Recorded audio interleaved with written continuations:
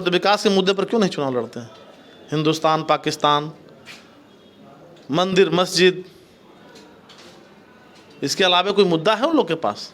महंगाई, कोई मुद्दा? महंगाई के इशू पर कभी प्रधानमंत्री जी कहते हैं कि मनमोहन सिंह कभी महंगाई का म अक्षर नहीं बोला। महंगाई चरम पर है। कहाँ मोदी जी आप बोल रहे हैं? आप विदेश दौरा कर रहे हैं, आपने रेल बेच दिया, सेल बेच दिया, गेल बेच दिया, LIC बेच दिया, SBI बेच दिया, सारे सरकारी संपत्तियों को धीरे धीरे करके आप बेच रहे हैं। आप इस देश के प्रधानमंत्री के कुर्सी पर काबिज हैं, लेकिन आपको कोई लायक बेटा नहीं कह सकता आपको नालायक। जो बाप दादा की संपत्ति बेचता है उसको लोग कहता है नालायक है, और जो बाप दादा के संपत्ति को बचा के रखता है उसको लोग कहता है कि लायक है।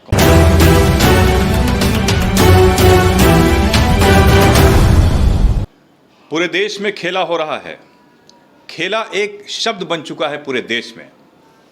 ऑपरेशन लोटस, अब ऑपरेशन लालटेन भी हो गया बिहार में। जैसा कि आपको मालूम है कि ओवैसी साहब के 4 विधायक RJD में चले गए और RJD सबसे बड़ी पार्टी के रूप में बिहार में आ गई है। हमारे साथ इस विषय पर बात करने के लिए मौजूद हैं राजद के नेता हैं संजय यादव जी। संजय यादव जी, क्या कहेंगे ये जो अभी ऑपरेशन लोटस के बाद ऑपरेशन लालटेन हो गया? बिल्कुल, आप देख रहे हैं कि कल AIM के 4 विधायक, माननीय विधायक जो सीमांचल से थे, वो राजद में शामिल हुए हैं। और ऐसी बात नहीं है, राजद से पूर्ण रूपेण अवगत थे, पहले भी वो राजद के में रहे हैं। किसी कारण बस दूसरे दल में चले गए थे, उन्हें उनका घर वापसी हुआ है, हम लोग उनका स्वागत करते हैं। लेकिन आप लोग तो कहते थे कि ऑपरेशन लोटस चल रहा है, भाजपा जो है क्षेत्रीय पार्टियों को तोड़कर जो है इस तरह का काम कर, लेकिन यहाँ तो देखे कि राजद के द्वारा भी ऐसा किया गया। भैया, हम लोग किसी पार्टी को तोड़े नहीं हैं। जो स्वतः हम में आना चाहते हैं उसको हमने अपने में समाहित करने का काम किया है। हम किसी को तोड़े नहीं हैं। ये आरोप हम पर नहीं लगाइए कि किसी को तोड़े हैं। और जहाँ तक बात रह गई पार्टी को तोड़ने की, तो हमने उनके साथ दोस्ताना संघर्ष करके नहीं चुनाव जीते हैं।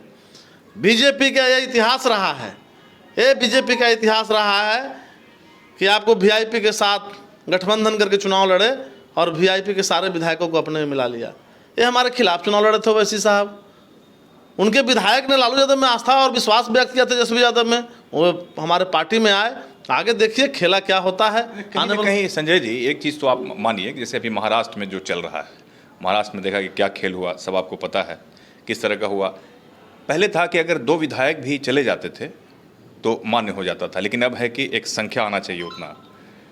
क्या ये ज़रूरी नहीं है कि अब देश में एक और कानून लाया जाए जिससे आप जिस दल से जीते हैं आपको वो दल नहीं छोड़ना है, अगर वो दल छोड़ते हैं, किसी और दल में शामिल होते हैं, तो आपकी विधायकी चली जाएगी या जो जनप्रतिनिधि आप नहीं रह पाएंगे? क्या ऐसे भी कानून की आवश्यकता है? इस पर क्या कहेंगे आप? बिल्कुल आवश्यकता है।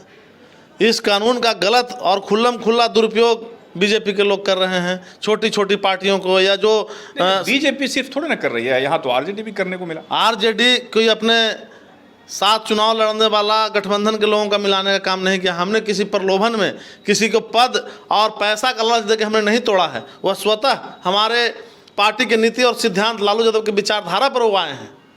तो बीजेपी कब पैसा दे रही थी किसी को? अब देखिए, आप वहाँ देख लीजिए, देखिए महाराष्ट्र में क्या हुआ है। महाराष्ट्र में देख लीजिए, ये उद्धव सरकार को गिराने के लिए शिंदे को उन्होंने ऑफर किया कि आप पार्टी तोड़ो, मैं आपको मंत्री बनाऊंगा, पैसा दूंगा, सरकार में लाऊंगा। हमने तो, हमारे पास तो अभी वैसा स्थिति नहीं है। विपक्षी तो ये भी कह रहे हैं कि RJD भी इन लोग को लालच दिया तभी ऐसा हुआ है। हम क्या लालच दे सकते हैं? मैं सत्ता में हूँ, हमारी सरकार सत्ता में है। सत्ता में आएंगे तो उनका उस पर विचार किया जाएगा। जब आएंगे तो देखा जाएगा। जो हमारे पार्टी में उस टाइप का MLA लोग हैं, वर्कर हैं, उस पर लालू यादव खुद इस मामले में राजनीतिक पिता माने जाते हैं, लालू प्रसाद यादव। वो समझेंगे कि हमको किसको कौन सा पद देना है, क्या करना है, नहीं करना, उनसे बेहतर कोई नहीं बता सकता है। और आज जितने भी पार्टी में, चाहे वो JDU हो, चाहे BJP हो, चाहे अन्य कोई पार्टी हो, लालू प्रसाद यादव के पाठशाला का पढ़ा हुआ ही में अधिकतर MLA लोग हैं, किसी भी पार्टी में है। अब तो आपकी पार्टी सबसे बड़ी पार्टी हो गई बिहार में। बिल्कुल, BJP इस बात को भुंजाते थे जब वो विकासशील इंसान पार्टी के विधायक लोग को तोड़े थे, तो कहते थे कि BJP सबसे बड़ी पार्टी बिहार में है। तो ये बात जो सीमांचल के माननीय विधायक जीते हुए थे उनको पसंद नहीं आया कि बीजेपी बड़ी पार्टी नहीं हो सकती है, सबसे बड़ी पार्टी राजद है। और लेकिन बड़ी पार्टी अगर आप हो गए हैं तो क्या सत्ता में भी आएंगे या क्या कोई फार्मूला बन रहा है आपकी पार्टी में? अभी इस संबंध में तो अभी कुछ कहना बहुत जल्दबाजी होगा, समय बताएगा, आगे देखिए। हमारे राष्ट्रीय अध्यक्ष का कुशल नेतृत्व में काम चल रहा है, जो होगा वो आपके सामने आएगा। क्योंकि विधानसभा में जो लोग बहिष्कार किए थे अभी, उसके बाद देखें कि जदयू भी वापस विधानसभा को छोड़ के सारे लोग बाहर चले गए, भाजपा अकेले रह गई। तो लोग शक के दृष्टिकोण से देख रहे हैं कि कहीं जो है नीतीश कुमार और तेजस्वी यादव ये सब मिले हुए हैं। अब विशेष इसमें मैं कुछ नहीं बोलना चाहता हूँ, चूँकि इसमें पार्टी आला कमान या हमारे नेता कुछ बोल सकते हैं। चूँकि हम लोग बहुत जिला स्तर के कार्यकर्ता हैं, तो अभी छोटी मुँह बड़ी बात हो जाएगी। जिस तरह का महाराष्ट्र में लेकिन आप खुद समझदार व्यक्ति हैं, आप देश दुनिया देख रहे हैं, आप खुद अर्थ लगाइए कि आखिर क्या कारण है कि पूरा के पूरा सत्तारूढ़ दल के विधायक जिनके पार्टी के माननीय मुख्यमंत्री जी नीतीश कुमार बने हुए हैं, सदन से गायब हैं। विपक्ष तो अग्निपथ के मुद्दे पर सदन से वॉकआउट किया ही, लेकिन सत्ता पक्ष जदयू के लोग वॉकआउट कर गए, तो समझ लीजिए क्या स्थिति रहा होगा उस सदन का। तो क्या आपको लग रहा है कि जैसा महाराष्ट्र में खेला हुआ वैसे ही बिहार में भी खेला होने की संभावना है? और अगर खेला होगा तो किस तरह से खेला होगा? बिहार राजनीति का जननी है। बिहार के लोग राजनीति में अग्रिम भूमिका निभाते हैं, इसलिए कुछ भी संभव है। एक चीज़ आप इसको किस रूप में आप देखते हैं संजय जी, जैसे हम अगर आरजेडी से चुनाव जीतते हैं और उसके बाद किसी और दल में मर्ज कर जाते हैं, या सरकार बनाना हो या नहीं बनाना हो, इसको किस रूप में आप देखते हैं? या कोई भी पार्टी हो, कोई भी दल हो? नहीं, इसमें तो एक कानून आना चाहिए कि आप जिस पार्टी से जीते हैं या तो उस पार्टी में रहिए, और नहीं तो उस पार्टी से रिजाइन, उस पद से रिजाइन देकर के पुनः चुनाव लड़ करके आप जीत के जाइए। अगर उस पार्टी का परित्याग करते हैं तो आपकी जिस पद पर है उस पद का सदस्यता भी जाना चाहिए। तो इसके लिए आवाज़ उठेगी? ये तो अभी आवाज़ उठी नहीं है इस बात के लिए। हमारे ऊपर के लोग उठाएंगे, ऊपर ही के लोग उठाएंगे, लेकिन ये आवाज़ उठनी चाहिए, क्योंकि ये जो समस्या है ये पूरे देश में चल रहा है। ख़ासकर जो है आपको मालूम होगा कि एक ऑपरेशन लोटस, ऑपरेशन एक कमल चल रहा है पूरे हर राज्यों में। जो है अपनी सरकार बनाने के लिए बहुत तरह के खेल किए जा रहे हैं, और राजद के द्वारा भी बिहार में किया गया। लोग तो यही कहेंगे, आप भले ही कहिए कि हम सरकार बनाने के लिए नहीं किए हैं, लेकिन लोगों का यही कहना है, और भी विपक्षी लोगों का यही कहना है, और भी जो आपके दल के विरुद्ध जो चुनाव लड़ कर आए हैं उन लोगों का भी यही कहना है कि जो भी हो रहा है सब लोग एक ही मतलब थाली के चट्टे बट्टे हैं, एक तरह का आरोप लगा रहे हैं लोग। बिल्कुल, जैसे आपने कहा था ना, आप लोग कह रहे थे, आरजेडी के लोग कह रहे थे कि ऑपरेशन लोटस चल रहा है, भाजपा जो है लालच देकर लोगों को अपने आप में मिला रही है।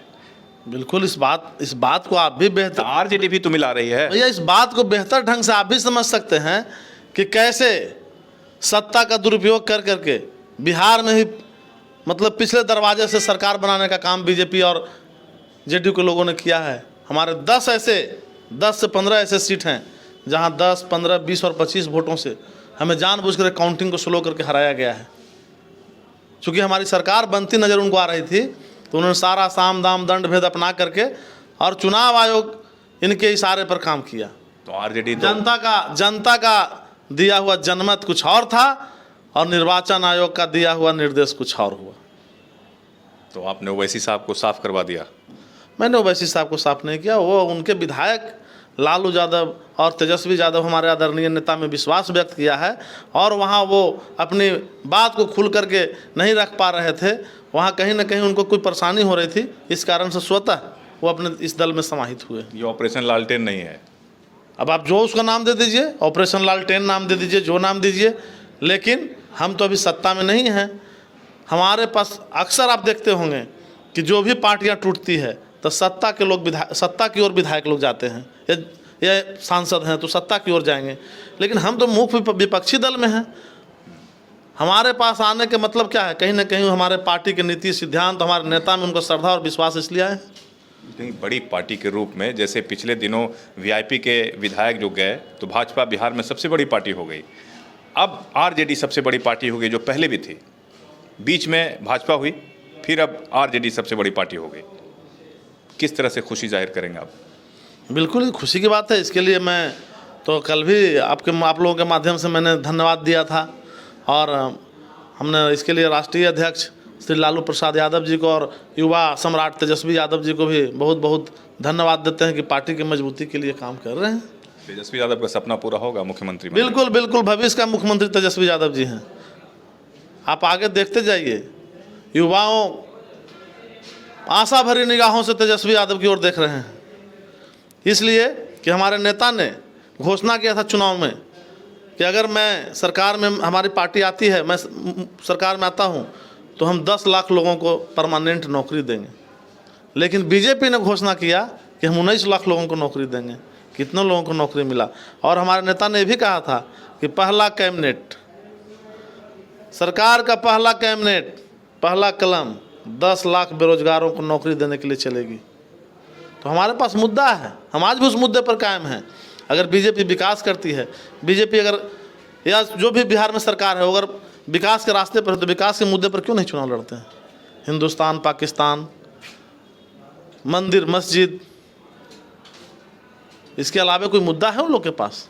महंगाई, कोई मुद्दा? महंगाई के इशू पर कभी प्रधानमंत्री जी कहते हैं कि मनमोहन सिंह कभी महंगाई का म अक्षर नहीं बोला। महंगाई चरम पर है। कहाँ मोदी जी आप बोल रहे हैं? आप विदेश दौरा कर रहे हैं, आपने रेल बेच दिया, सेल बेच दिया, गेल बेच दिया, LIC बेच दिया, SBI बेच दिया, सारे सरकारी संपत्तियों को धीरे धीरे करके आप बेच रहे हैं। आप इस देश के प्रधानमंत्री के कुर्सी पर काबिज हैं, लेकिन आपको कोई लायक बेटा नहीं कह सकता आपको नालायक। जो बाप दादा की संपत्ति बेचता है उसको लोग कहता है नालायक है, और जो बाप दादा के संपत्ति को बचा के रखता है उसको लोग कहता है कि लायक है। कौन लायक है? आप देखिए, इसके पहले लोग कांग्रेस को कहते थे कांग्रेस भ्रष्टाचारी है। हम उनकी बात पर हम सहमत हैं, लेकिन भ्रष्टाचारी व्यक्ति रहते भर में हमारे देश का जो आर्थिक स्थिति था वो कहाँ था? मनमोहन सिंह का जो उदारीकरण नीति लाया हुआ है, अगर वो उदारीकरण नीति पर आज देश नहीं चलता तो देश आज कंगाल होता। और इन्होंने देश को बेचने का काम किया। देश की सारी संपत्तियां को धीरे धीरे बेच करके अडानी और अंबानी के हाथों में दे रहे हैं। कल उससे संजय जी एक चीज़ हम कहेंगे कि ठीक है आप कह रहे हैं कि बेच रहे हैं या जो भी, लेकिन पब्लिक वोट कर रही है तभी सरकार में आ रहे हैं। वो पब्लिक तो वोट कर रही है। पब्लिक तो वोट कर रही है भैया, पब्लिक वोट कर रही है। EVM का भी कुछ कमाल रहता है, वो भी समय पर आपको दिखेगा।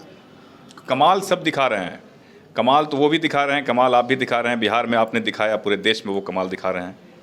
बिल्कुल बिल्कुल, लेकिन एक उन्माद फैला करके, एक जातीय उन्माद फैला कर, एक धर्म के नाम पर उन्माद फैला करके, वोट का ध्रुवीकरण करके, और ये महंगाई, बेरोजगारी, शिक्षा, ये सब बिंदु पर ये नहीं बात करना चाहते हैं। इनका बात सिर्फ हिंदुस्तान, पाकिस्तान, पठानकोट, समझे कि नहीं, आपका एयर स्ट्राइक, इन्हीं बिंदुओं पर उलझा करके देश को ही बेचने का काम कर रहे हैं और देश की जनता को गुमराह करके वोट लेने का काम कर रहे हैं।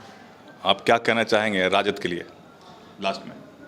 राजद के लिए तो हम यही कहना चाहेंगे कि राजद अभी आपको देखिए आगे हमारी पार्टी सरकार में आएगी, और हमारे नेता ने जो घोषणा किया है 10 लाख बेरोजगारों को नौकरी मैं दूंगा, वो देखिएगा वो सपना आज कल जिस दिन हमारी सरकार होगी वो सपना साकार होगा। बहुत बहुत धन्यवाद ठीक है, आपको भी बहुत बहुत धन्यवाद। ये थे हमारे साथ राष्ट्रीय जनता दल के नेता हैं संजय यादव जी, जिन्होंने बताया कि तेजस्वी यादव को मुख्यमंत्री बनने से कोई रोक नहीं सकता है। निश्चित तौर पर जिस तरह का खेला चल रहा है, आने वाले भविष्य में कुछ भी हो सकता है। जैसे महाराष्ट्र में हुआ, वैसे बिहार में भी होने की गुंजाइश हो रही है। अब आने वाला समय बताएगा कि कौन बिहार का अगला मुख्यमंत्री बनता है। दीजिए इजाज़त, नमस्कार।